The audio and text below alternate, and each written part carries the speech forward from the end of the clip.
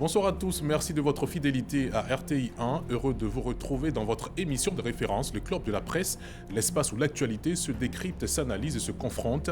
Ce soir, l'actualité nationale est particulièrement dense, marquée à la fois par des enjeux énergétiques majeurs et une recomposition progressive du paysage politique ivoirien. D'abord, face à la perturbation persistante du réseau électrique, le gouvernement a annoncé un déblocage d'urgence de 32 milliards de francs CFA. Une réponse forte, mais suffira-t-elle à mettre définitivement fin aux coupures d'électricité qui impactent ménages et entreprises en Côte d'Ivoire? Ensuite, au sein du parti au pouvoir, le RHDP, 176 militants ont été sanctionnés pour indiscipline.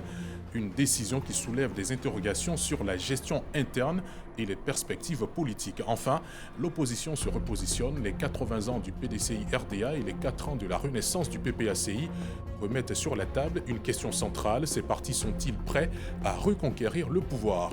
Pour en débattre ce soir, je reçois sur ce plateau des analystes avertis. Tout d'abord, Bledson Mathieu, secrétaire général de rédaction au groupe Fraternité Matin. Bledson Mathieu, bonsoir. Oui, bonsoir Sylvie. Merci d'avoir répondu à notre invitation. Merci beaucoup. Sylvain Guédé-Debailly, vous êtes journaliste, éditorialiste, émérite et débatteur expérimenté sur les plus grands plateaux de télévision d'ici et d'au-delà de nos frontières. Bonsoir et bienvenue. Bonsoir Ahmed Silue, Merci. soyez rassurés ici de retour. D'accord. Je n'avais pas été sanctionné moi. Et on compte vous garder bien longtemps. Michel Betta, vous êtes le directeur général du tabloïd Le Bélier. Bonsoir et bienvenue. Bonsoir Ahmed. Merci de nous honorer de votre présence sur ce plateau. C'est moi qui vous remercie. Lancine Bakayoko, vous êtes journaliste à la rédaction de RTI 1 et chef du service économie de la dite rédaction. Bonsoir. Bonsoir Ahmed Silue, je voudrais souhaiter bonne fête de Pâques à tous les fidèles chrétiens et que les cœurs en peine soient apaisés. C'est bien compris, on le souhaite également aux populations des Galébrés et de tous ceux qui sont sur ce plateau, depuis là d'où ils viennent. C'est bien cela. Et notre reporter pour ce numéro est Davis Oyo qui interviendra justement après le générique.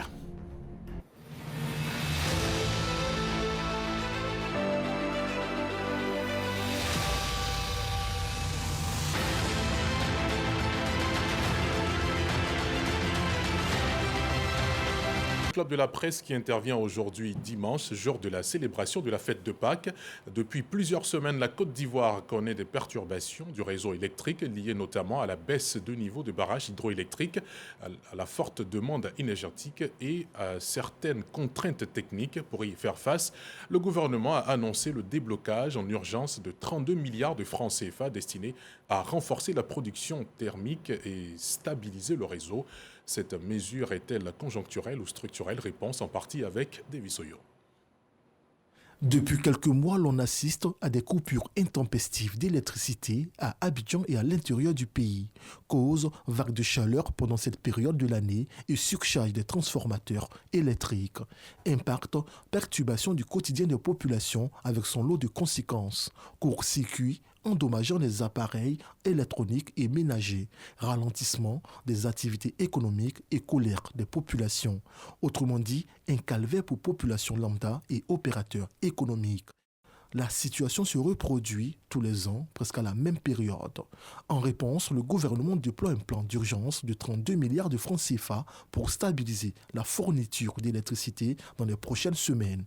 La compagnie ivoirienne d'électricité CIE va renforcer la surveillance et créer de nouveaux départs de la basse tension. Mieux, 700 milliards de francs CFA seront investis pour moderniser et stabiliser le réseau électrique, saturé par une forte demande. Porté par Côte d'Ivoire Énergie et la CIE, ce programme cible le renforcement de la distribution, le remplacement des câbles et la création de nouveaux postes de tension. La démarche des pouvoirs publics sonne-t-elle la fin des calvaires des populations? Retour sur le plateau du Club de la presse, messieurs, 32 milliards sortis en urgence pour juguler le problème d'électricité, de coupure intempestive d'électricité en Côte d'Ivoire depuis un moment. Est-ce que vous pensez que cette somme pourra dans un premier temps permettre de gérer ce problème, Bledson Mathieu? Oui, en principe, ça devrait permettre de le régler puisque Ce qu'il faut faire a été budgétisé. Quand on parle de 32 milliards, c'est ce qu'il faut pour régler le problème. Bon, maintenant, est-ce que c'est définitivement réglé? Est-ce que les mois ou les années à venir, on ne sera pas confronté à d'autres problèmes? Ça, on ne peut pas garantir à 100%. Parce que le problème de l'électricité, le plus compliqué, c'est lorsque la production ne suffit pas. Bon, la Côte d'Ivoire n'a pas trop ce problème. On a assez de barrages, même quand il n'y a pas d'eau. Mais on a surtout deux grosses structures qui produisent l'électricité à base thermique. Et ce qu'on prend pour produit, il y en a à disposition, même si souvent le prix monte et que ça crée un problème quand même, d'autant plus qu'on ne peut pas augmenter l'électricité à chaque augmentation du prix du pétrole ou du gaz. Par contre, entre la production et le consommateur que nous sommes, il y a en gros deux éléments importants. Le transport de l'électricité par haute tension et puis le fait de réduire cette tension-là pour en arriver à une tension domestique, pour arriver à entrer dans les maisons. Et les câbles qu'on va utiliser pour transporter l'électricité consomment de l'électricité, chauffent et en période de chaleur. Tu as quelque chose qui chauffe dans un environnement où il fait chaud, ça peut péter. Et puis les transporteurs eux-mêmes, c'est bon c'est tout un circuit. Le transformateur, c'est pas un bouton, non, c'est tout un circuit. Les grosses boîtes que vous voyez dehors, c'est tout un circuit. Et à l'intérieur de ce circuit, c'est des pièces. Donc, lorsque la tension et la chaleur est énorme, souvent, ça provoque des dégâts. Donc, le volume d'argent dégagé, c'est justement remplacer les câbles un peu défaillants et surtout les transformateurs. Parce que quand le transformateur, lui, saute, le quartier ou la ville n'a pas d'électricité. Voilà. D'accord. Dites-moi, est-ce que 32 milliards de francs CFA comme somme déployée en urgence pour résoudre ce problème-là pourrait permettre, Sylvain Guédé-Debailly, à chaque foyer ivoirien aujourd'hui de bénéficier d'électricité à plein temps, 365 jours sur 365? Oui, je pense que c'est un chiffre qui a été annoncé par le gouvernement. Et comme tel, je pense que c'est sur la base de certains calculs qui ont été faits. Donc, je ne peux rien dire là-dessus. C'est peut-être, après les calculs, on a trouvé que c'était 32 milliards. Mais ça pourrait être 40 milliards, ça pourrait être 50 milliards. Ah, mais je voudrais aussi dire qu'avec notre gouvernement, on est habitué au refrain des milliards. Chaque fois qu'il y a un problème de ce genre-là, bon, on fait toujours danser les milliards. Et puis après, quelques mois plus tard, les mêmes problèmes ressurgissent. En ce qui concerne l'électricité, ce n'est quand même pas pour la première fois que la Côte d'Ivoire subit des terres délestage. Quelle avait été la réponse en 2021? Quelle avait été la réponse en 2024? Je pense que si on avait bien adressé ce problème en 2026, on ne serait pas en train de nous dire que oui, c'est de la surchauffe des câbles, que c'est des problèmes de ceci ou de cela. Parce qu'il nous souvient que déjà en 2021 à 2024, on avait parlé des barrages qui avaient été asséchés par la chaleur. On avait évoqué tant d'autres problèmes. Alors qu'entre-temps, il y a eu des investissements. Est-ce que ces investissements-là ont répondu aux attentes des populations? Parce qu'il faut quand même, quand on gouverne, il y a des surprises qu'on ne doit pas avoir. Des surprises comme celle-là, en ce qui concerne l'électricité. Vous savez que l'électricité est la base du développement. Vous ne pouvez pas avoir des zones industrielles, vous ne pouvez pas faire, même au village, vous ne pouvez même pas faire un petit investissement aujourd'hui sans l'électricité. Donc c'est une donnée, c'est vraiment quelque chose avec laquelle il faut compter aujourd'hui dans le développement. Mais on a fait comme si, bon, à un moment donné, on a dormi sur nos lauriers et puis on est surpris par le problème des délestages. Bon, délestage, c'est peut-être aujourd'hui parce que ça a pris de l'ampleur que certains en parlent. Sinon, moi, chez moi, dans ma zone, qui n'est pas très loin de Soubré et de Buyo, on a ces problèmes depuis très longtemps. Quand on s'est adressé à Côte d'Ivoire Énergie, on nous a dit non, il y a des problèmes d'investissement, il y a des transformateurs qu'il faut changer. Bon, ce n'est pas encore fait, on va le faire. Et puis à chaque fois, ça revient. Nous, on a l'électricité, on avait l'électricité 3 ou 4 jours dans la semaine, et puis après le reste, c'est le noir. Donc, je pense que oui, il faut faire danser, il faut annoncer des chiffres, mais je pense que cette fois-ci, il faut bien adresser ce problème-là et puis mettre l'argent là où il le faut.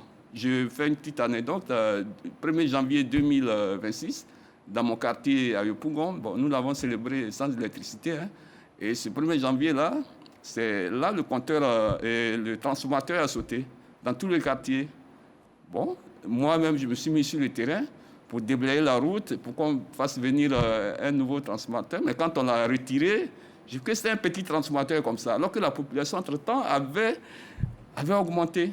On était encore avec un petit transformateur. Bon, ce genre de problème-là, je pense qu'il en existe un peu partout et c'est ce qui nous envoie à ces délestages-là. Lansine Bakayoko, est-ce que pour vous, 32 milliards, ça permettrait de résoudre le problème ou c'est, entre autres, l'équipement ou les équipements que nous avons qui finalement doivent être remis à neuf ou carrément passer à un autre type d'énergie pour ne pas avoir ce genre de surprise? Je crois que 32 milliards aujourd'hui affectés au secteur de l'électricité, c'est une solution d'urgence. Mais il faut voir le problème de façon beaucoup plus holistique. Parce qu'en réalité, le gouvernement a conçu un programme sur 15 ans aujourd'hui, de 2025 à 2040, qui prévoit 10 000 milliards de francs CFA, qui vont être affectés au rétablissement et à l'ajustement du réseau électrique. Ce qu'il faudrait ajouter, c'est que la Côte d'Ivoire, Blaise l'a dit, n'a pas un problème de production d'électricité. Ça, c'est déjà un grand pas. Nous avons aujourd'hui à peu près 3272 MW qui sont produites et la Côte d'Ivoire, en situation de pic, consomme autour de 2800 MW. Le problème, c'est que dans ces mois de février en général, par rapport à février de 2025, il y a eu une hausse de la consommation qui a atteint à peu près 14%. Alors les 14% correspondent à peu près à 300 MW. C'est énorme. Mais là encore, n'est pas le problème. C'est pour ça que je dis qu'il faut une solution holistique, une solution globale. Parce que vous savez, si vous remarquez bien, ce ne sont pas les industries ne se plaignent pas. Parce que les industries puisent leur énergie à partir des hautes tensions. Et là où il y a le problème, c'est à la consommation domestique, où il y a l'électricité est conduite dans les ménages. Vous voyez, le fond du problème, c'est qu'il y a aujourd'hui une extension urbaine, une urbanisation quasi sauvage qui fait que tous les équipements qui sont mis en place sont dépassés sous peu. Vous figurez-vous que les zones les plus impactées, c'est dans la zone de la Riviera, Djirogobité, Angré qui sont fortement impactées. Pourquoi? Simplement parce que l'apport sous source de la Djibi qui alimente cette zone de Benjerville aujourd'hui est saturé. Vous voyez l'extension de la ville. Et puis, vous savez que c'est des gens, ceux qui habitent là-bas sont généralement issus de la classe moyenne, ou on va même dire, en tout cas, des hauts cadres de l'administration et du privé qui y habitent, donc qui ont une capacité, un besoin de consommation très accru. Et puis, il y a aussi que le gouvernement, peut-être pour des raisons politiciennes, a voulu faire preuve d'une générosité sans borne qui fait qu'aujourd'hui, les problèmes subsistent. Parce que figurez-vous que de 1960 à 2011, le nombre d'abonnés en Côte d'Ivoire était d'1 million. Et depuis 2011, surtout en vitesse de croisière autour de 2016-2018, le nombre d'abonnés par an augmente de 550 000 annuellement. Là où de 1960 à 2011, on avait 1 million, aujourd'hui, chaque année, on augmente le nombre d'abonnés, le nombre de compteurs de 550 000. Vous voyez que ça fait énorme. Simplement parce que, avant même au niveau de l'électrification rurale, aujourd'hui, je vous dis qu'il y a à peu près 97% de la population ivoirienne qui a accès à l'électricité. Et tout cela ont droit à des compteurs. Et ça a été décidé par le chef de l'État. Donc, vous voyez qu'il y a un sujet d'infrastructure, mais pas de production. Pas de production. C'est un secteur fortement capitalistique, c'est vrai, mais il y a eu quand même des investissements importants. Mais ce qu'il faut maintenant, c'est sans doute de contrôler l'urbanisation. Parce que là, je voudrais terminer. Imaginez une zone comme la zone de Biétri ou de la zone 4. Il y a des immeubles qui sont en construction là-bas, alors que ces zones, à l'origine, ont été conçues pour abriter des villas basses. Aujourd'hui, nous avons des immeubles de 20 niveaux, 22 niveaux, 25 niveaux. Et or, les installations sont souterraines, ce qui fait que tout ce qui a été mis en place sont devenus désuets aujourd'hui, sont en incapacité de fournir l'ensemble de la population. Donc je pense qu'il faut une solution globale liée essentiellement à l'urbanisation. Michel Betta, est-ce que pour vous, il y a adéquation entre les décisions, le financement et puis également la réalité du terrain? Bon, moi, personnellement, je constate qu'il y a beaucoup d'imprévisions. C'est des imprévisions parce que la question de l'électricité, comme l'a si bien dit Debaï, c'est des questions prévisibles. C'est des questions prévisibles en ce sens qu'on sait un peu la densité de population à certains niveaux, comment ça galope. Et les câbles dont on parle, on connaît leur temps de péremption. Moi, je pense que quand on parle de la question de l'électricité, les gens donnent l'impression que c'est quelque chose de tellement complexe qu'ils ne peuvent pas résoudre. C'est l'impression que moi j'ai. Parce que quand on parle de transformateurs vieillissants, mais les transformateurs, c'est quoi? C'est des câbles... Saturés. Non, mais quand on parle de transformateurs... Non, mais même vieillissants, les câbles vieillissants, tout ça. Mais attends, quand tu regardes les câbles, c'est quoi les câbles en électricité? Les câbles, c'est simplement des caoutchoucs dans lesquels circulent des cuves. Donc, c'est des questions qu'on peut aborder tranquillement et puis résoudre. Mais tellement il y a de l'imprévision. On a l'impression qu'on fait les choses quand on voit les problèmes, alors que les problèmes sont prévisibles. Il ne faut pas nous donner l'impression qu'on gouverne à vue. Il ne faut pas donner cette impression-là. C'est dommage. On l'a vu dans le secteur du café-cacao où on a fixé des prix en 2 mois, on ne pouvait plus les payer. Il faut que ça change. Il faut que ça change, je le dis. Parce que moi, personnellement, quand je regarde la question de l'électricité, on nous dit qu'on a la capacité nécessaire pour fournir tout le monde, mais on a des câbles qui ne marchent pas. Mais attends, la Côte d'Ivoire, c'est la Côte d'Ivoire quand même. Il faut qu'on soit quand même conséquent avec ce qu'on dit. Moi, je dis, il faut former la question de l'électricité. Vous savez, l'électricité, c'est la seule denrée qui ne se fabrique pas. Elle se transforme. Donc, ça veut dire qu'elle est là naturellement. Quand tu prends l'énergie cinétique de l'eau, l'énergie potentielle de l'eau, et qu'on en transforme en énergie cinétique, on en arrive à l'alternateur qui tourne et qui met dans les transformateurs. Donc, c'est des questions, il ne faut pas les rendre plus grandes qu'elles ne sont. Il ne faut pas les rendre plus grandes qu'elles ne sont. Il faut trouver des solutions idoines. Et je vois que dans l'impréparation, on est en train de subir des questions de délestage. Dans l'impréparation, on est en train d'injecter de l'argent qu'on aurait pu injecter de façon, je dis, de façon partielle, de sorte que ça ne soit pas assez lourd pour le budget, parce que où on enlève 32 milliards, là où il y a d'autres problèmes à résoudre, où on enlève maintenant 32 milliards. C'est toutes ces questions-là qui nous font dire que, vraiment... Moi, je pense qu'il y a une volonté manifeste de naviguer à vue et ça nous surprend toujours. Il faut que ça change. Alors, Edson Mathieu, cette situation n'impacte pas que les foyers. On a également des PME qui n'ont pas les moyens qu'ont les grosses industries pour se connecter à des hautes tensions. Finalement, est-ce que ça n'a pas un impact sur l'économie? Puisqu'on sait qu'on a un plus grand nombre de PME que de grosses industries. Non, c'est clair que l'absence d'électricité, ça impacte toute l'entreprise. Donc, les PME ayant un poids financier minime sont vraiment impactés. Mais il ne faut pas non plus... je veux quand même répondre à une préoccupation soulevée par Michel Betta. Allez-y. C'est pas que les gens naviguent à vue. C'est-à-dire, pour le peu que moi je sais, le secteur qui produit l'électricité en Côte d'Ivoire est assez fourni de techniciens de très, très, très haut niveau. La Côte d'Ivoire a les ressources humaines nécessaires pour la production, la distribution de l'électricité. On n'a pas besoin de se fier à quelqu'un. Le problème, c'est qu'on est d'un pays développé. Ce mot-là, il faut souvent le savoir. On sait ce qu'il faut pour régler un problème. On connaît le coût dans un secteur. Lorsque chaque secteur évalue ce qu'il faut, ça arrive à un point central où il faut arbitrer parce que tu as les ressources et tu as les besoins. Soit tu as assez d'argent pour régler tous les problèmes, soit tu es obligé d'arbitrer.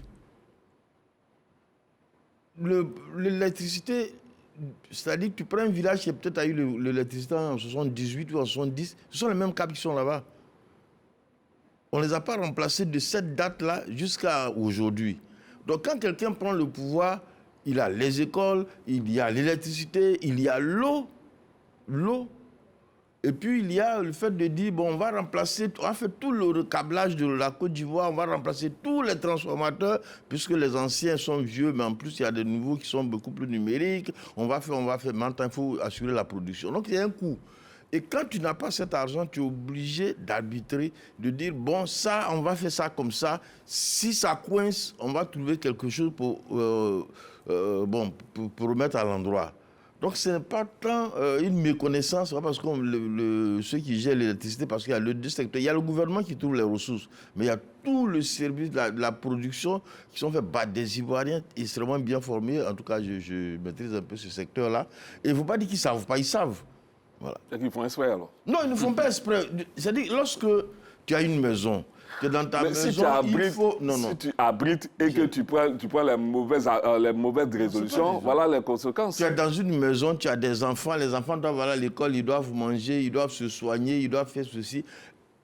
Quel médecin vient te dire, bon, pour ton enfant qui vient de naître, si tu as peut-être 50 millions, jusqu'à 60 ans, il vivra sans problème. Bon, soit tu touches les 60 millions, mais maintenant il doit aller à l'école. Le même enfant, il doit aller à l'école, le même enfant, il doit manger, le même enfant doit vivre dans un cadre agréable. Donc, le père de famille essaie de trouver ce qu'il faut à tout ce système-là de fonctionner année par année, mois par mois. Vous voulez dire qu'on fonctionne en fonction des priorités. Nous sommes un pays sous-développé. Le pays sous-développé, ça veut dire que, je ne veux pas rentrer dans les considérations politiques, qu'il y a des problèmes que tu viens trouver.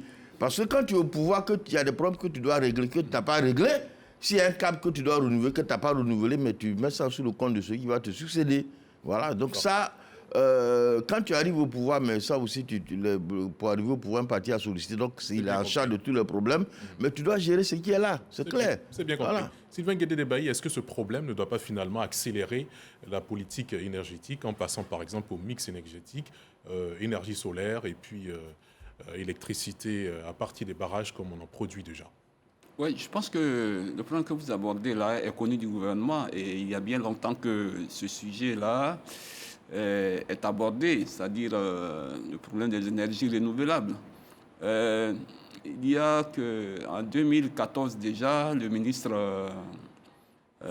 qui était là, le ministre de l'énergie qui était là, Adama Tounkara, je crois, avait quand même annoncé un plan d'investissement. Il avait annoncé un plan d'investissement de plusieurs milliards. Dans les énergies renouvelables? Dans le mix énergétique, à la fois au niveau de la production, au niveau du transport, etc.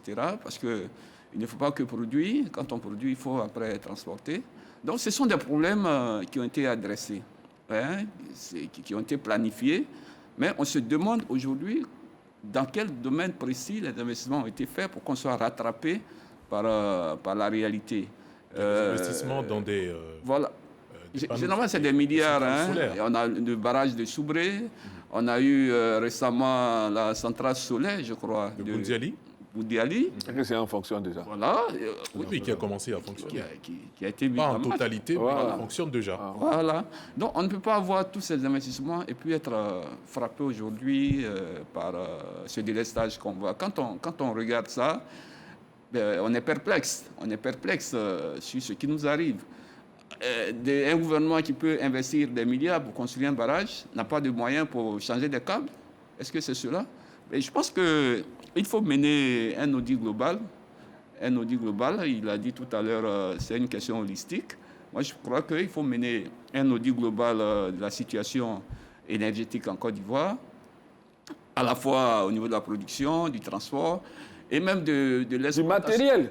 Du matériel même. Il faut y penser. Comment ça se fabrique, comment on conçoit un transformateur, comment on fait un alternateur, tout cela, de câbles, tout. Voilà, tout à fait. Et puis, au niveau même de l'exploitation aussi, parce que quand on regarde le contrat qui lie l'État de Côte d'Ivoire et la CIE, il y a un certain nombre de tâches que la CIE peut accomplir et d'autres qu'elle ne peut pas faire. Est-ce qu'aujourd'hui, cela répond à notre volonté de satisfaire nos populations? Je pense qu'il faut regarder tout ça. Il faut regarder tout ça parce que quand les choses ne sont pas bien faites, eh bien, c'est ce qui nous arrive là, ce sont les délestages. Et puis, bon, ça ne fait pas, en termes de communication, ça ne fait pas bien pour ce gouvernement qui se vante d'avoir électrifié plus de la moitié, enfin, près de 100% des villages. Voilà, on a annoncé tout à l'heure des chiffres.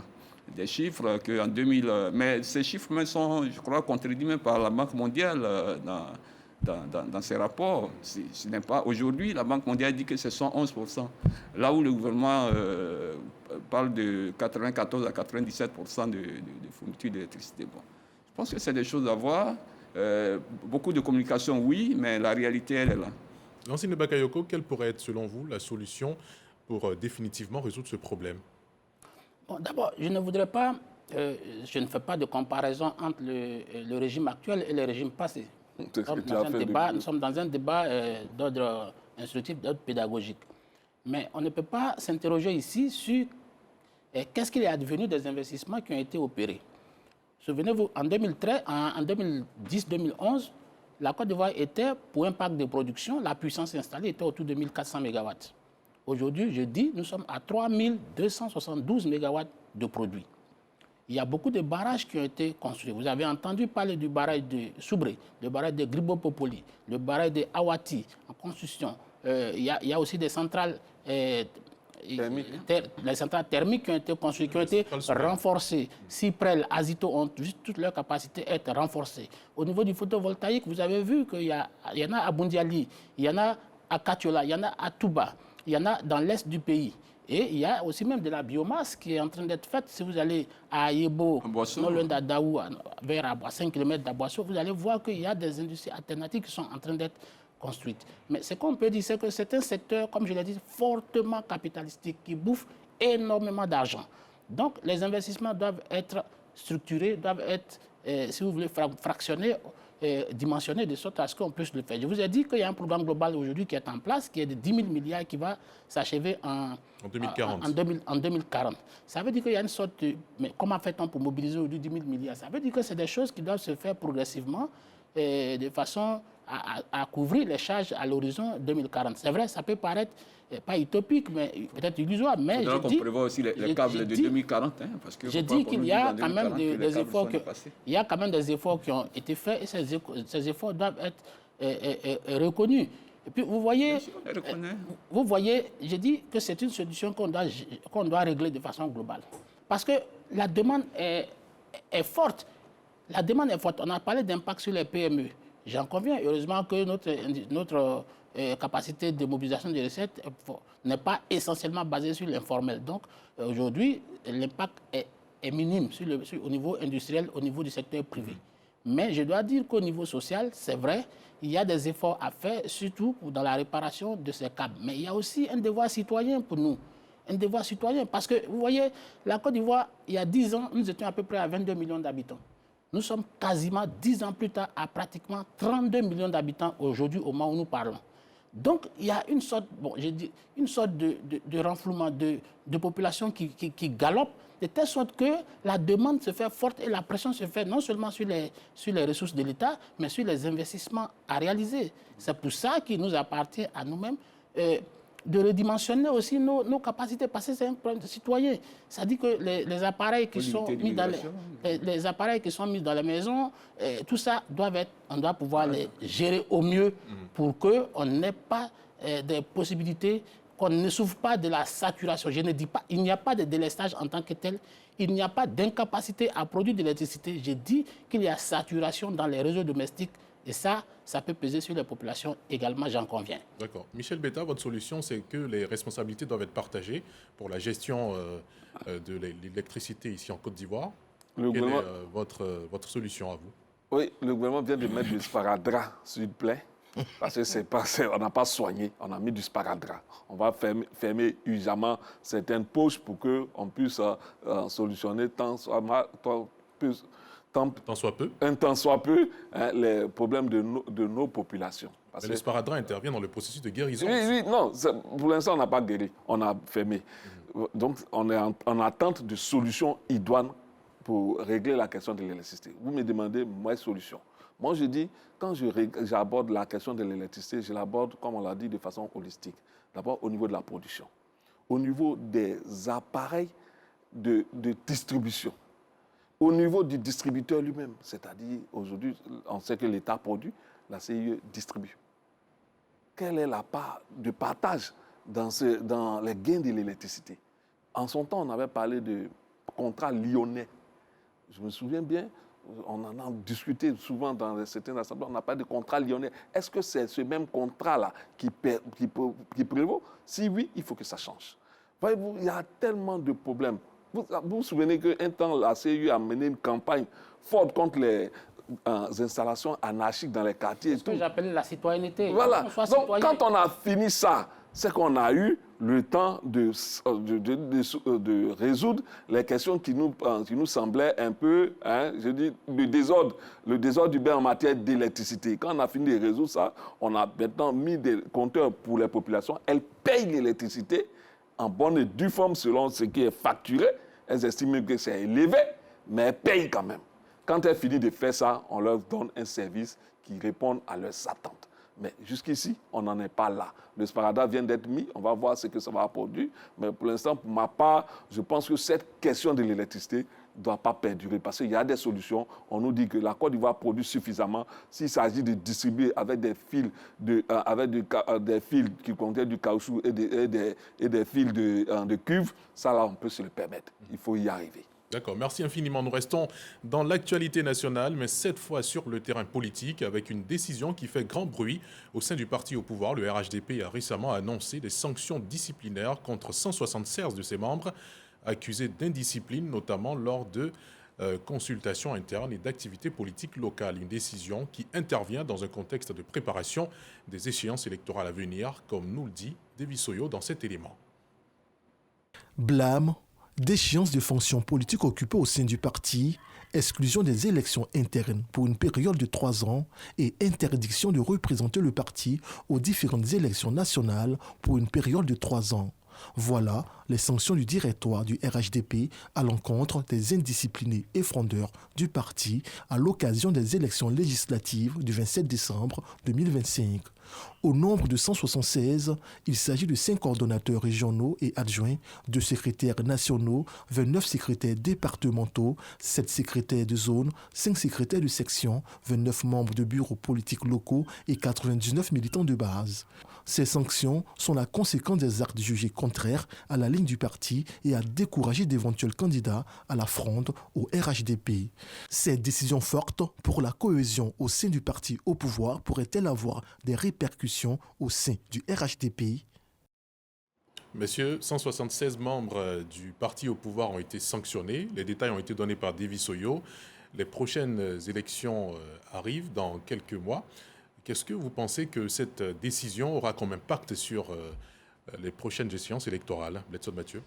Je crois que le parti a décidé justement dans l'optique des prochaines élections. C'est des élections locales. On a fait les législatives et il y a eu des candidats indépendants. Dans moins de 2 ans, on fait les régionales et les municipales. Ce sont les mêmes personnalités qui sont dans les mêmes circonscriptions. Donc, pour éviter d'avoir encore affaire à des indépendants, le parti a pris ses responsabilités et dressé la liste pour l'instant de ceux qui pensent qu'ils doivent être sanctionnés. Donc bon, c'est justement la gestion, on ne peut pas le leur reprocher. C'est vrai que par moment, étant en Côte d'Ivoire, il y a eu des périodes où on a dit bon, on va laisser tomber, on laisse tomber, mais à un moment donné, il faut appliquer les tests pour garantir la discipline au sein du parti. C'est ce que le RHDP a fait.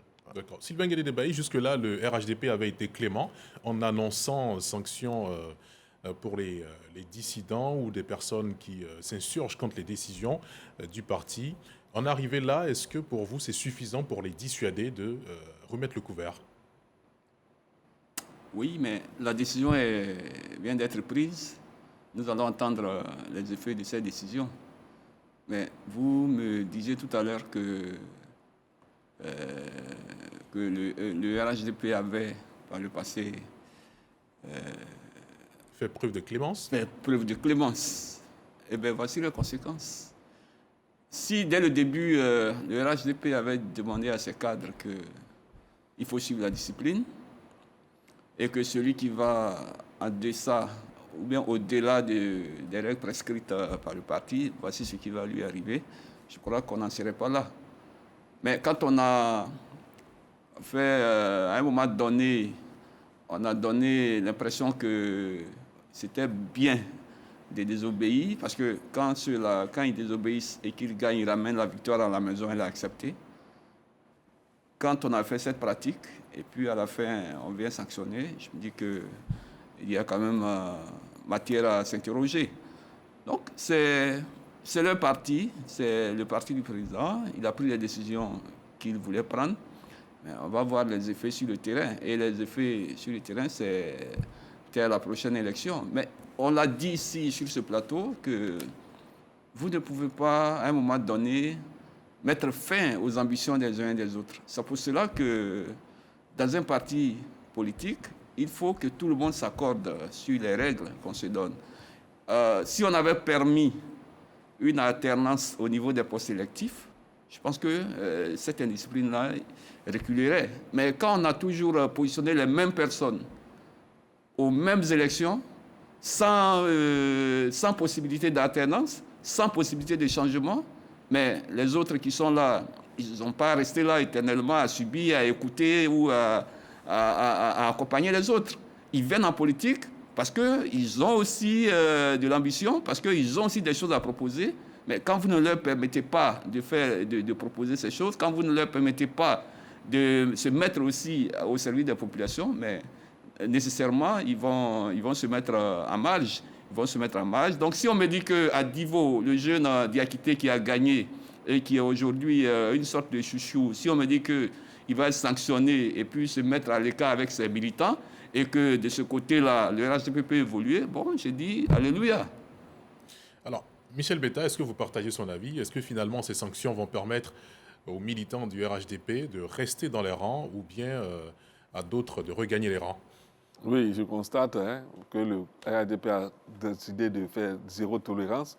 On a utilisé le bâton pour les indisciplinés, le coup de bâton de la discipline, comme on peut le traduire. Mais moi, je pense qu'au-delà même de la sanction, je crois qu'elle vient aujourd'hui pour rappeler aux uns aux autres, parce que le RHDP, il ne faut pas se tromper. Ils sont dans une phase de succession. Ils sont dans une phase de succession où déjà le successeur se prépare, pour ne pas le nommer. Il se prépare, donc tout le monde le voit. Donc là, ça sème au sein de ce parti-là une guéguerre qui est visiblement, qui n'est même plus cachée. Donc, pour dire aux uns aux autres, mettez-vous dans la discipline du parti. On ne devrait pas voir des personnes s'opposer à cette succession à venir. C'est ça aussi. Mais moi, je dis que le RHDP n'y va pas jusqu'au bout de cette sanction-là, parce qu'on a été habitué à des sabaridés. Je sais que ceux-là, ils vont venir s'asseoir là, on demande pardon et on va les réintégrer. Vous verrez que ça n'atteindra même pas un an. L'avenir nous le dira. Non, mais c'est certain. Le parti nous a habitués à ça. Souvent, quand on prend des choses même contre la République, on a fait un sabaridé et tout le monde passe l'éponge et on continue de vivre. Donc, je dis que le RHDP aujourd'hui, moi, je pense que ce bâton qu'on a utilisé pour la discipline, c'est plutôt pour dire aux gens de rester dans les rangs pour la succession, que personne ne s'élève. Ce sont des menaces de choses, d'épée de Damoclès sur ceux qui manifestent quand même quelques velléités de vouloir s'affranchir de cette succession qui se dessine. C'est ça. Lansine Bakayoko, votre réaction? Je voudrais d'abord dire qu'il n'y a pas de société d'hommes sans coercition. Il n'y a pas de liberté sans restriction. Ça, il faut qu'on le sache. Et donc, déjà, les sanctions qui ont été prises, il ne faut pas considérer que c'est des sanctions ad hoc qui sont venues comme circonstancielles. Non, je crois que c'est des sanctions qui sont statutaires, qui sont dans le code du RHDP. Mais pas depuis, on ne les appliquait pas. Ce n'est pas une nouveauté, c'est vrai. C'est vrai qu'on peut considérer qu'il y avait un peu de laxisme dans l'application des textes. Mais vous savez, la vie politique, elle est dynamique. Le rapport de force, en ce moment-là, n'était pas en faveur nécessairement du pouvoir central au niveau du RHDP. C'était le pouvoir? Oui, je ne dis pas le pouvoir national, mais j'ai dit qu'ils avaient peut-être besoin, pour des réformes politiques au niveau de l'Assemblée nationale, ils avaient besoin d'une certaine majorité et donc qui avaient besoin que ces gens-là ne soient pas exclus. Mais aujourd'hui, le RHDP a une position confortable au niveau de l'hémicycle qui fait qu'il a décidé de ne pas s'accommoder de tous les yo-yo, de ne pas s'accommoder de toutes les caprices de ceux qui sont partis en indépendant ou bien qui ont été indisciplinés par rapport à la ligne du parti. Et je crois que c'est quand même de bonne guerre parce qu'il faut quand même, dans une organisation, on adhère d'abord aux idées de cette organisation et puis on applique les règles qui gouvernent cette organisation. Alors, Debaye a dit quelque chose d'important, que c'est parce qu'il n'y a pas d'alternance au niveau des postes politiques, des postes de gouvernance, des postes de gestion, que certains se sont révoltés pour pouvoir aller isolement, aller chercher leur pitance. Mais je crois que la gouvernance, aussi bien des partis que de l'État, ce n'est pas une tontine. Ce n'est pas une tontine. Je conviens qu'il faut faire des changements, mais il faut que ce soit des changements opportuns, il faut que ce soit des réformes nécessaires. Mais il ne faut pas considérer que la Côte d'Ivoire, en tout cas la gouvernance de la Côte d'Ivoire ou bien des partis, c'est un gibier qu'il faut dépecer pour que chacun en prenne un morceau. Ça, ce serait quand même une fuite en avant, ce serait perdre de vue la nécessité de l'efficacité et du résultat. Aujourd'hui, les mauvais grains, entre guillemets, ont été expurgés. Je pense que ceux qui sont là aujourd'hui, cette action c'est une action de salubrité en interne. Bon, peut-être qu'ils bénéficieront de la mansuétude des plus hauts dirigeants du parti, mais ce serait une autre réalité et des conditions seront posées dans ces conditions pour que ces gens-là s'alignent sur la ligne du parti parce que sans un minimum de discipline, il n'y a pas de parti, il n'y a pas de société organisée. Sylvain Guédé-Debailly, est-ce que cette situation ne va pas profiter à l'opposition?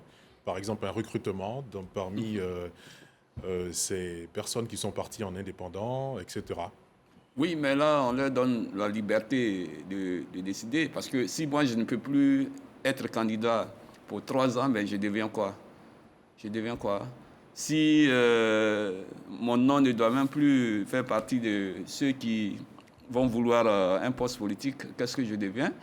Donc, je crois que là, le RHDP a certainement bien mûri sa décision avant de la prendre.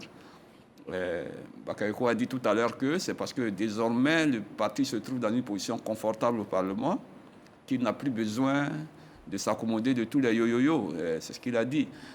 Donc, on va regarder, mais je pense que c'est un couteau à double tranchant. C'est un gros risque que prend le parti au pouvoir parce que j'ai écouté mon cher ami Beta tout à l'heure pour dire que cette décision intervient dans un contexte de bouillonnement interne au RHDP, qui est dans une phase à la veille d'une succession au chef de l'État, Alassane Ouattara, qui aujourd'hui, en 2030, on se demande est-ce qu'il sera là ou est-ce qu'il ne sera pas partant. La Constitution ne le permet pas.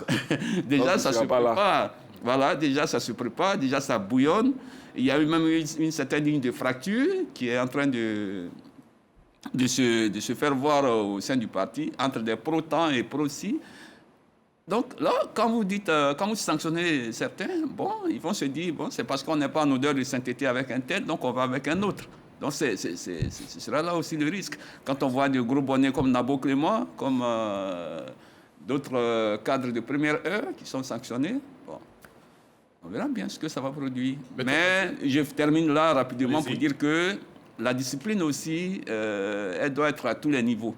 Elle doit être à tous les niveaux, du sommet jusqu'à la base. Il ne faut pas croire que c'est ceux qui sont derrière là qui sont les plus indisciplinés. Et il y en a qui peuvent faire tout ce qu'ils veulent dans le parti. Voilà. Betson Mathieu? Oui, non, j'ai commencé à sourire lorsque vous avez posé la question de savoir est-ce que ces indépendants ne vont pas chercher à aller cette situation ne profitera pas à l'opposition. Non, avant ce sujet, on a parlé d'électricité, de coupure d'électricité. Je suppose que si cette émission est diffusée dans les pays environnants, les gens ne comprennent pas de quoi on parle parce que nous, on a une affaire de 10 minutes de coupure, 30 minutes par là, une demi-journée. Et dans d'autres pays, on fait une semaine sans coupure. Donc, le problème que nous avons en électricité ici ne va pas faire déplacer un Ivoirien pour aller quelque part d'autre. Puisque chez nous, quand même, c'est vraiment quelques minutes, quelques heures. Pour revenir à la question, il s'agit du confort. Tous ceux qui ont posé leur candidature contre la décision du RHDP l'ont fait parce qu'ils pensaient que l'électorat RHDP local allait les suivre eux. Je ne suis pas sûr qu'il l'ait fait parce qu'ils ne se sentaient pas à l'aise au RHDP. Si tel avait été le cas, ils auraient démissionné, ça n'aurait même pas envoyé des problèmes de sanctions. Mais ils ont estimé que sur le plan local, là où ils ont présenté leur candidature, ils avaient la faveur des électeurs RHDP. Donc, contre la décision du parti, ils ont affronté le candidat du parti dans un électorat RHDP. Si aujourd'hui, parce que le parti l'a sanctionné, il quitte le parti pour aller ailleurs, mais il perd son électorat. C'est un confort quand même qu'il a d'être à l'intérieur du parti. Ceux qui sont candidats, généralement, ils écoutent la base. Si la base ne porte pas à cœur un parti donné, ils sortent de ce parti-là pour aller dans le parti qui est à la limite majoritaire, là où lui est. Voilà. Michel Beta, quelle serait la suite de cette décision? Oui, la suite, moi je pense qu'on va y arriver à ces schémas un peu, je dis ces schémas auxquels le RHDP nous a habitués, les sabaridés. Mais je vais noter aussi que le RHDP a sanctionné des personnes qui n'étaient pas dans ses rangs. Hein, et il y a d'autres qui s'en sont plaints pour dire combien de fois il y a un peu de de laisser aller dans ces choses-là. On parlait de cadres qui n'ont pas été sanctionnés et d'autres ont été sanctionnés. Donc, bon, le parti nous a habitués à un peu de yo-yo plutôt que c'est ça. C'est un mot qui a été prononcé sur ce plateau. Voilà, donc il nous a prêté l'expression. Donc, ça nous aide un peu. Le parti est habitué à plus de yo-yo à son sein que chez les indisciplinés. Parce que bon, le RDP, il faut le dire, les groupes bonnets qu'on sait qui soutiennent certaines personnes, dont on connaît déjà, on connaît plusieurs déjà, n'ont pas été touchés. Alors que ce qui a été dit dans la sanction, c'est que ceux mêmes qui soutiennent des candidats seront sanctionnés. Bon, cela n'a pas été fait. Moi, je dis, bon, on observe, on attend le sabarité. Lansine Bakayoko. D'abord, je voudrais dire que si Sylvain Debailly, je sais que Michel Betta a déjà écrit un ouvrage, hein, mais si Sylvain Debailly avait décidé de faire d'écrire un roman fictif, il ferait une très belle carrière. Parce que je ne vois pas où est-ce qu'il est allé fabriquer qu'il y a une friction au sein du RHDP aujourd'hui. Vraiment, je crois que ça doit être une vue de l'esprit, une imagination fertile qui fera que si Debailly s'inscrit dans une carrière littéraire, moi je pense qu'il fera fortune dans ce domaine. C'est certainement son analyse personnelle. Oui, il fera fortune dans ce domaine, surtout dans le roman fictif. Mais quand je dis ça, je ne vois pas comment ces personnes indisciplinées pourraient se retrouver au sein de l'opposition. Je pense même que l'opposition devrait les refuser parce que l'opposition elle-même, incarnée par le président Laurent Gbagbo, n'a pas admis les indisciplinés. Et donc, le RHDP a fait exactement la même chose. Donc, je ne vois pas comment des indisciplinés qui sont refusés au RHDP pourraient être bien accueillis au sein du PPACI. Auquel cas, ce serait même de l'opportunisme. Et je pense qu'ils devraient aller là pour enterrer ce qui reste encore du PPACI. Ceux du PDCI sont enterrer du PPACI et du PDCI RDA, qui aujourd'hui sont des partis quasiment inexistants en Côte d'Ivoire en termes de popularité, en termes d'assises politiques. Donc, je crois que cette indiscipline... Et puis, si vous voyez le timing, et si vous voyez le timing de la sanction et le temps de la purge, c'est maximum 3 ans. 3 ans à partir d'aujourd'hui, c'est en 2029, 28-29. Ça veut dire que s'ils doivent manquer une élection, probablement, ça sera les élections municipales qui se feront autour de 2028. Et peut-être rapprochées en 2027. C'est énorme, mais c'est le prix à payer. Et je crois que ce n'est pas cher payé si on leur demande d'enjamber une seule élection. Parce que les batailles à venir en 2030, ils devraient...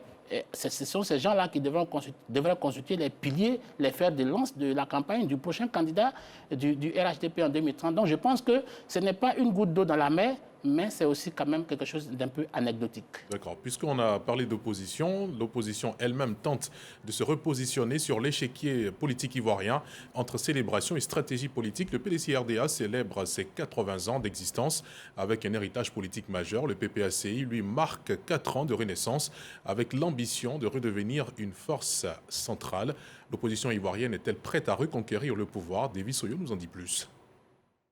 L'opposition ivoirienne se mobilise. Depuis quelques jours, le PDCI RDA et le PPACI multiplient les rencontres. Objectif, la célébration de l'an 80 pour le PDCI RDA et l'an 4 de la fête de la Renaissance pour le PPACI. Deux commémorations teintées de défis, celui de la reconquête du pouvoir d'État. Occasion pour les deux poids lourds de l'opposition de remobiliser militants et sympathisants. Il s'agit également de dénoncer les maux qui minent la société et définir une politique d'adhésion et d'implantation de leurs partis respectifs dans toutes les localités de la Côte d'Ivoire et plaider à la libération des prisonniers politiques et d'opinion. Pour le parti de Laurent Gbagbo, la 4e édition de la fête de la Renaissance se tiendra les 16 et 17 mai 2026 à Abidjan, après les communes d'Agboville, Yopougon et Dabou. Du côté du PDCI RDA, des manifestations sont prévues tout le long de l'année 2026 avec une conférence inaugurale animée par le professeur Jean-Noël Loukou le jeudi 9 avril à la maison du parti à Cocody. Un grand meeting est annoncé le 18 avril prochain sur l'esplanade de la Fondation Félix Houphouët-Boigny pour la recherche de la paix à Yamoussoukro. PPACI ou PDCI RDA, ces deux rendez-vous semblent être des prétextes pour une démonstration de force et décliner leur volonté de revenir aux affaires. Retour sur le plateau du Club de la Presse, messieurs. Les signes avant-coureurs de ces cérémonies ont déjà été donnés par les différents partis politiques. Selon vous, à quoi ça va répondre exactement? Ce qu'ils disent, ou il y aura d'autres intentions qui sont cachées? Non, je crois qu'on a fini les élections législatives présidentielles d'abord et puis législatives. Les partis politiques n'ont plus d'activité. Et donc, il faut pouvoir trouver quelque chose pour donner vie au parti. Et là, Prétexte de mobilisation. voilà. Et donc là, le PDCI prend peut-être ses 80 ans, le PPACI, la fête de la Renaissance. 4 ans de la Renaissance. Mais il faut que le parti vive. Et quand vous regardez bien leur programme, c'est beaucoup plus tenté vers la mobilisation, vers la redynamisation que vers un esprit vraiment, vraiment festif. Donc, bon, en 2028, on aura les régionales et les municipales. Ces partis-ci décident d'y participer, parce que ça c'est une autre question. Devront avoir les militants. Et puis, bon, en 2030, il y a les présidentielles. Ce que moi, je regarde un peu dans ce programme, il n'y a pas la question de réflexion sur les problèmes qui ont amené ces partis, qui ont été grands quand même. Hein. Ces deux partis-là, le PPACI, si on le prend comme les pro-Babo, ont été au pouvoir. Le PDCI, si on le prend dans sa version traditionnelle, parce qu'il y a quand même eu, on peut le dire, deux PDCI, c'est-à-dire jusqu'en 90, jusqu'en 94, il y avait ce bloc PDCI qui va se scinder en deux. Donc, dans les 80 ans, il y a une bonne partie que les gens qui sont au RHDP aujourd'hui partagent avec le PDCI. Ceux qui sont restés au PDCI actuel, au moment où ils font leurs 80 ans, devraient quand même se poser des questions. Peut-être dans la maison, on a des frères qui sont partis. Quelle stratégie pour aller vers eux? Bon, je ne vois pas ça dans le programme. Je suppose qu'ils ne sont pas obligés de tout mettre sur la place publique. Bon, côté PPACI, je ne vois pas non plus que la question fondamentale de dire on a été FPI, on a été LMP, on a été au pouvoir, on est devenu PPACI. On n'a pas de députés parce qu'on n'a pas allé aux élections législatives. Mais même si on y allait, bon, il n'y a pas de réflexion interne pour dire voici les problèmes peut-être à nous, à notre niveau, dans la gestion de notre parti, dans les prises de position qui ont peut-être amené des populations hors du parti. Voilà ce que je ne vois pas. Sylvain Guédé-Bailly, est-ce que ces occasions ne sont pas des prétextes pour les partis politiques de remobiliser et se redire qu'on peut, à partir de cette mobilisation, reconquérir le pouvoir? Oui, j'aimerais rejoindre un peu, une fois n'est pas coutume, Bledson sur la question. Aujourd'hui, il faut que les partis politiques tiennent des activités. Et celles-ci, au PDCI comme au PPACI, sont une sorte de revue des troupes. Une sorte de revue des troupes après tout ce qui s'est passé. Il faut donc remobiliser pour dire que nous tenons toujours le bon bout. Nous avons nos objectifs, nous avons nos ambitions, elles demeurent toujours. Et donc, demandons aux militants de rester en éveil. Bledson a parlé ce que moi j'appelais le devoir d'inventaire. Ben, au PDCI, la fois dernière, à la conférence de presse, j'ai posé la question. Le porte-parole a répondu que c'est prévu. Il y aura une sorte de bilan, il y aura même de la réflexion. Jean-Noël Loukou, qui a été coopté pour animer les conférences, est bien connu au PDCI. C'est un historique du PDCI et je crois que ce sont des occasions pour réveiller un tant soit peu les militants, en sachant que, en ce qui concerne le PDCI, le champion est toujours à l'extérieur. Des bruits même courent qu'il pourrait être là vers la fin de cette célébration, de ce 80e anniversaire. Je pense que, bon, tout compte fait, le tournant ou alors le clou de tout ça, ce sera peut-être en 2027 d'abord, et puis 2030, 2027 avec les élections locales. On verra comment cette remobilisation va être sanctionnée. Voilà. Donc, c'est normal que ces partis tiennent leurs activités maintenant, et puis bon, le reste appartient à Dieu. Lansine Bakayoko, est-ce que ce sera l'opportunité de régler ou de résoudre les problèmes de fond? Ou qu'est-ce qui va advenir selon vous pendant ces rencontres ou ces célébrations? Non, j'espère que ce sera l'occasion de régler les problèmes de fond. Parce qu'en réalité, ce à quoi ces deux partis sont confrontés, c'est le refus du devoir d'inventaire dont Sylvain parlait. Parce que ces partis ont été confrontés à des situations exogènes, mais aussi endogènes, qu'ils refusent de voir dans leur nudité. C'est ça le problème. Vous voyez le PDCI RDA, j'ai vu tout à l'heure, le professeur Vincent-Pierre Lecroux, qui était un ancien cacique du PDCI, qui est aujourd'hui au PDCI RDA. Est-ce que le PDCI, au PPACI, l'ancien ministre, je crois, de l'Agriculture, de Félix Houphouët-Boigny, qui se retrouve sur le plus gros pourfendeur de Félix Houphouët-Boigny. Vous voyez, donc, ça pose un problème. Est-ce que le PDCI s'est assis pour analyser en profondeur comment l'un de ses militants les plus illustres, je parle de Vincent-Pierre Lecroux, s'est retrouvé avec le plus gros détracteur de Félix Houphouët-Boigny? Comment se fait-il que le Premier ministre, le seul Premier ministre de Félix Houphouët-Boigny, le président Alassane Ouattara, s'est retrouvé dans un autre parti autre que le PDCI RDA? Comment se fait-il que le président Bédié a été renversé par un petit groupe de militaires? Comment se fait-il que le PDCI aujourd'hui n'arrive pas à mettre tous les problèmes? C'est pour ça qu'il y a un devoir d'inventaire. C'est ça qu'il faut faire. Si c'est pour aujourd'hui venir faire un spectacle en se gargarisant que nous sommes un parti, le plus vieux parti, se contenter d'être octogénaire, je crois que ce n'est pas ça, c'est pas ça la solution. Quant au PPACI, lui, son cas est un peu plus grave parce que lui, il est aujourd'hui mort cliniquement.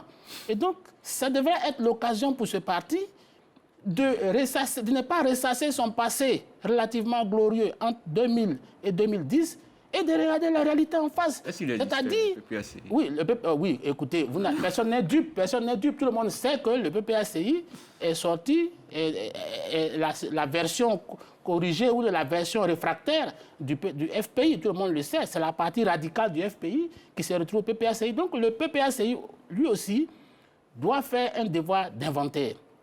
Doit comprendre qu'il faut réajuster son discours, il faut réajuster sa ligne politique et sortir des slogans et des débats qui sont hors normes. C'est-à-dire les débats sur la division des Ivoiriens, le tribalisme, l'ethnocentrisme, l'exclusion. Le PPACI devrait pouvoir se départir de ces mots-là pour intégrer, pour avoir une vocation de parti moderne. Bon, je n'en ai pas l'impression, mais je pense que c'est nécessaire que cet aggiornamento soit fait du côté du PPACI pour voir si ce parti doit continuer d'exister parce qu'aujourd'hui, je l'ai dit la fois dernière, son pronostic vital est fortement engagé. C'est votre avis, Michel Betta? Vous savez, le PDCI a géré la Côte d'Ivoire de 60 à 99. Ça fait près de 59 ans, si j'ai bonne mémoire. Et nous avons vu ce pays-là. 49 ans. Non, il faut faire les calculs. Et nous avons vu ce pays-là. Qu'est-ce qu'il était. On a vu comment les Ivoiriens vivaient. Quelle cohésion on avait dans ce pays-là. Le FPI a géré, notamment Laurent Gbagbo.